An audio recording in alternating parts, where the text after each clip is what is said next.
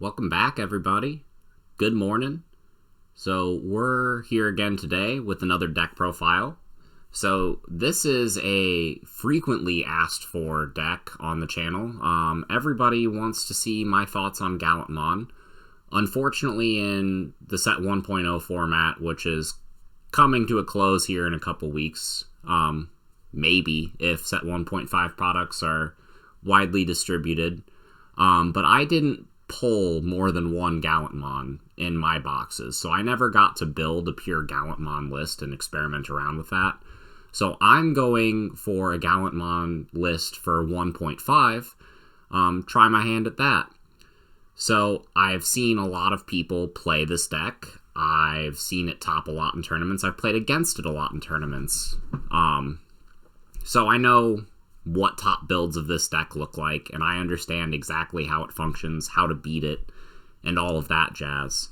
So I'm definitely qualified to make this, but we're gonna have two different lists for you in this deck profile today.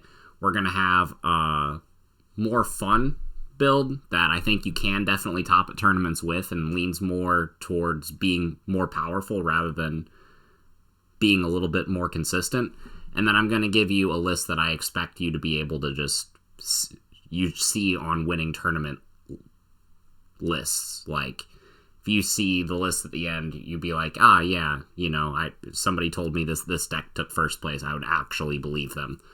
But go ahead and get right into it. We're going to go ahead and start off with the super fun one that I think is really spicy and can win you a whole bunch of games. So, starting off with the Digitama, we got 4 Digimon and 1 Koromon. So, Koromon is good because if you are building up your full stack, you get plus 1,000. And it's in Gallantmon, that's the goal, is to build up the full stack. So, this works.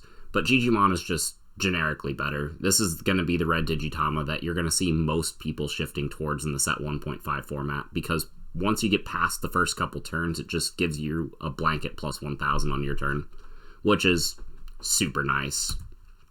So, gonna go ahead and get straight into the rookies. We got 4 Agumon from the starter deck. This card continues to be amazing. Just giving yourself a 1,000 power buff is just very useful in red and lets you swing with some of your cards before you hit level 6. So, very nice card. You are going to see this as a 4 of in pretty much most red decks in set 1.5. I have 1 Monodramon in this list. So this list plays sort of a low amount of rookies, so there wasn't that much room for the 2-cost vanillas. And the goal of the 2-cost vanillas is to hard play them whenever you have extra rookies, or to like memory choke your opponent, put extra bodies on the board, all that jazz. And you're not doing that as much in this deck as you would be in some other red builds. So there's only room for 1 of the 2-drop vanillas in this list. If I were to add more rookies, this card would be bumped up. But going right along, we have 2 copies of Guillemon. This card acts as essentially a 5th and 6th copy of the starter deck Agumon, which is really nice. You always want to increase your power in reds so that you can swing as early as possible, even in the control-y decks. And this deck, while it is fun, it is definitely a more of a control-y deck. Like, it's one of those red decks that, yes, it can swing for most of your opponent's security in one blow, but it will also delete anything that your opponent tries to put on the board. And it's a lot of fun, and that's my favorite way to play red, personally. So going in, we have the last of the rookies. We have 6 Beelzemon, 3 of the promo one, and 3 of the new one coming out in set 1.5. So we'll start off with the promo one, because I think moving forward, this is going to be one of the most important cards in red. So red doesn't have a lot of good draw power, and this Beelzemon gives you an inheritable effect that says if you delete something in battle and survive, you draw a card, which is amazing. They block your stack whenever you're swinging for 3 security. You delete that Digimon, you draw a card. You swing over their dude, you draw a card. It provides red something that it doesn't have access to, and it's a way to unclunk their hand whenever their hand gets clunky. And it's it's just a great card, and I don't understand why more people aren't playing more copies of this. Like, I've seen it pick up in popularity lately, and I think that's great. But yeah, moving forward, this is a card that most red decks should be playing at least 2 or 3 of. And then the other Beelzemon is just a great tool that red has access to in the new coming format. It's an on-deletion effect that says if it's your turn, gain a memory. So this is a card that you use to swing. You get an extra body. Your old, the old tie from last set that puts you up to 3 memory at the start of your turn. If you swing with this and it gets deleted, which it will, it's only a 2,000 power. Even with the Digimon, it goes up to 3,000 and probably will survive, or it will probably not survive against the security. You go up to 4 memory, and then you can evolve into Gallantmon on top of one of your other ultimates and still swing with the Gallantmon. So this is just a great tool that red has access to. It adds to their aggression by giving you a rookie that you want to swing with, and it adds to your extension whenever it comes to your plays because it gives you that extra memory. It's just a good double-edged sword, and it's like, I guess double-edged sword is the wrong word. It's a multi-purpose tool, and it's just a great new level 3 that every red deck has access to moving forward, and it's a welcome inclusion in this set. So going on to the champions, not a lot here changes from set 1.0, actually. We got 4 Dark Tyrannomon because it's cheap to evolve into. We got 4 Cordramon because it's your deck's blocker. And then I elected for 3 of this Greymon as opposed to the starter deck Greymon, which gives you security attack +1. This one gives you plus 2,000 power on your turn. And I feel that it's more important to hit higher DP numbers with some of your level 5s and some of your level 6s so that you can ensure that they survive. So that way you can keep them around so that you can evolve on top of them and maintain your board state. This deck doesn't really have a problem putting aggression on, so the extra security attack really doesn't help it that much. But the extra power does. Ensuring that your Memory Borrower Metal Greymon survives whenever it swings at the stack is key. And this card makes sure that happens all the time. Plus, the fact that it's a 4 cost to evolve, or 4 cost to hard play is amazing. Like, this deck isn't playing that many rookies. I think it's still playing 13. So if you have your tie in play and you get set to 3 memory, you can just hard play this and leave your opponent at 1. And it's a great inclusion in the deck for that. So going on to the level 5s, I already touched on this, but we're playing 4 of the Memory Borrower Metal Greymon here. Now, I said that this build is a little bit unconventional, and this is where you kind of start to see that. So the Metal Greymon allows you to make huge momentum swings. So you're playing a lot of cards like Volcanic Dramon in this deck and Gaia Force and just high cost cards that you don't mind hard playing. And if you can gain a bunch of memory, evolve a couple more times in the turn, and then finish it off with a big body, you're going to put yourself so far ahead. If you can swing with multiple of these, like I've said in some of my Leopardmon deck profiles, if you swing with multiples of these and you're gaining 6 memory and you're going to max them out at 10 anyway, and you're already planning for that, like you already have the high drop in your hand, and you just get 6 free memory off of it, it'll win you the game right there. Like, you don't even need to do anything else. After that turn, your opponent should just scoop it up. It's absolutely bonkers in the right deck. And I feel that since red has enough ways to boost their power, you can ensure that this thing survives whenever it does swing. It's a good card for a deck like this. Plus, you start at 3 memory. You can evolve into this on a champion for the 3 memory, go to 0, swing with this, you'll go up to 3, and then at the very least, you can evolve this into the Gallantmon and put them to 1, and then they would gain the 3 memory back. So if they have their own memory setter tamer in play, you're going to leave them at 4 memory. And it's kind of a workaround for their tamers. So I absolutely love this card.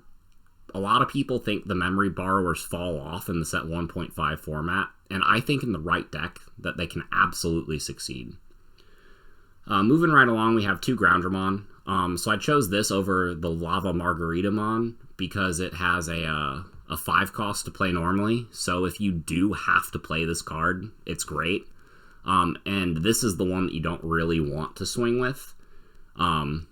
These other 2 you can sometimes because you have ways to boost them up, but this one you kind of just want to use as a stepping stone to evolve into some of your level 6s. And then we have 2 SkullGreymon. This card continues to be amazing. Decks get more blockers, so SkullGreymon continues to be good. Deleting blockers that are in your way, make sure that you can swing for game, and in red, that's very important. So we're going to go into the level 6s. This is a Gallantmon deck, so there are 3 Gallantmon here. I don't think 4 Gallantmon is ever correct unless you're in the set 1.0 meta. If you're in the set 1.0 meta and you're playing pure Gallantmon with like a couple Omni or even like no Omni, play 4 Gallantmon. In set 1.5, we have other options. I think 3 is a good number. It's still a great card. It deletes something whenever you evolve into it, and it trashes security without looking at it whenever it swings, which is absolutely phenomenal. And it's the linchpin of this deck. It's the card that you want to evolve into. You're swinging with this. You're trashing a security for free. Even if they block you, you draw a card off the promo Beelzemon, and if they don't block you, you have enough cards that boost your power, and you have the red tie to boost your security attack. You can take out entire stacks with this card whenever you're swinging. Just because of your power, because of the effects. It's an amazing card. And at 3 copies, you're going to see it plenty. Trust me. But we want to make room for some of the other megas. Moving right along, we have 2 Volcanicdramon. So this card acts as another card that you can evolve into if you want to. Most of the time, you're going to try to hard play this because of the great on-play skill. But these 2, combined with the Puppetmon right here, gives you a bunch of targets in your hand that have high play costs that you can really abuse them with the Memory Borrower, Metal Greymon. So you're swinging with that, you're gaining a bunch of memory, you're spending the memory to get yourself down to 1, and then you just end your turn by playing one of these big 11 costs and putting yourself in a huge advantage. So these cards are not to be underestimated. Puppetmon still in set 1.5 will steal you games if you play it at the right moment. I've continued to lose to this card just again and again. It's something that is real easy to play into, and especially in decks that aren't green. If you're teching one of these, and you can really catch somebody off guard with it, because even if you're playing against green, maybe I should play around Puppetmon a little bit. But if you're not playing against green, and then they drop a Puppetmon against you, you did nothing wrong. You're just gonna lose. And this card just has the power to swing games, especially with the Memory Borrowers. I absolutely love it in red. So the last megas in the deck, we have a one-of for BlackWarGreymon. Now this card does not see a lot of love, and understandably, this is objectively not the best card. I did want to test it. I think it's a lot of fun. It definitely puts in work. It has, for those of you that don't know what it does, it says while your opponent has a Digimon with 10,000 power or more in play, you can reduce the memory cost to play this card from your hand by 6. So it essentially turns this into a 7 cost to play level 6 Digimon with 12,000 power, which is nuts. It has another effect that says if you attack the Digimon with the highest DP on your opponent's side of the field, he just gets unsuspended, and that isn't once per turn. So if your opponent doesn't play around this, you can clear their entire board with just this card, the same way Dimension Scissor Green does. And it's hilarious when that happens. It doesn't happen very often. That's why this card is a one-of. I'm just testing it around. If you don't like it, feel free to swap it out. But this card will win you games whenever you do get it off. It's just very few and far between that'll actually happen. But it does have a spot as the contender for the best artwork in this whole game. I mean, just look at it. It's gorgeous. So, the last Mega we're going to play in the deck is going to be Alter-S. So this card can evolve off of the Volcanic Dramon, it can evolve off the Gallant, and it can also evolve off of this here BlackWarGreymon, which is another reason why we're just teching it as a one-of. And Alter-S is just absurdly powerful. It's, when you combine the level of removal that Alter-S has with Gallantmon's effect, with BlackWarGreymon's putting pressure, with the Puppetmon, with the Volcanic Dramon, with the Gaia Force that we're playing because it's a red deck, you just have so much removal that it becomes hard for your opponent to get bodies that stick to the board. And whenever your opponent can't get bodies sticking to the board, they can't swing for damage. And if you're in a position where they can't swing for damage, you're going to win, because eventually you're going to have a red level 6 in play that's just going to swing for all of their security, and they're going to lose. And this card just adds to the control aspect that this deck has, because everything that this deck does is focused on either getting a big body, gaining memory so that you can try to push a big tempo swing, or just nuke your opponent's board. And Alter-S is definitely something that every red and black player should be looking at coming set 1.5. I think in this specific build, it is better than the original Omnimon, just because, you know, you have the spot removal with the Gallant, and you have the spot removal with the Gaia Force.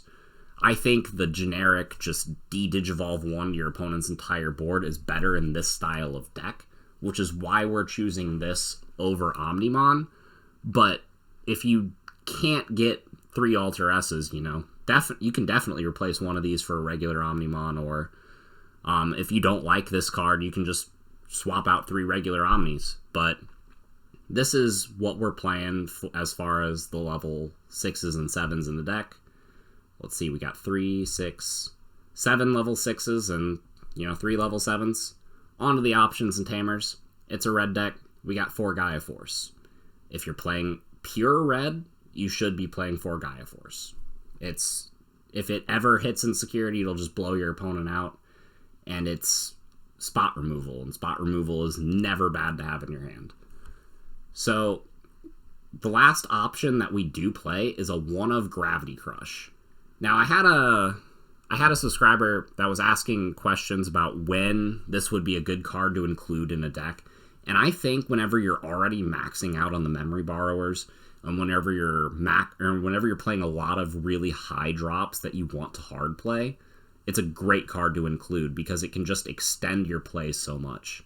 And the big thing that I see red players not want to include this in their deck for is because red doesn't have a lot of draw. So if you have this in your hand and it's not a card that's helping you immediately, you might not want to play it because you don't draw that much, so you need to be drawing into cards that help you immediately, and this isn't always going to be that. But we do have the promo Beelzemon, and we do have ways to Digivolve, and we have a lot of big bodies that we aren't afraid to hard play. So when you have 5 cards in the deck that can borrow memory for you, you just increase the amount of chances that you have to make a big play that blows your opponent out of the water. So, unfortunately, I wasn't able to put any more copies than 1 in the deck because I couldn't find the room. But if I could, I'd definitely consider bumping this up, because this card, like I said, combined with the Metal Greymon, just makes you have massive tempo swings. Like I said earlier, that if you get 2 Metal Greymon in play and you can swing with both and you can gain 6 memory, you can just win the game off of that. This card just adds to that. So, like, this, if you have this card in a Metal Greymon and you're gaining 5 memory, you know, if you give Blue Omni 5 memory, they put an Omnimon in play. You know, you give this deck 5 memory, they get a Gallantmon, and then they can still Alter-S you. Or they can Gallantmon, and then they can drop a Volcanic. Or they can Gallant and then Puppet. Or, this deck just has so many options. It's actually insane.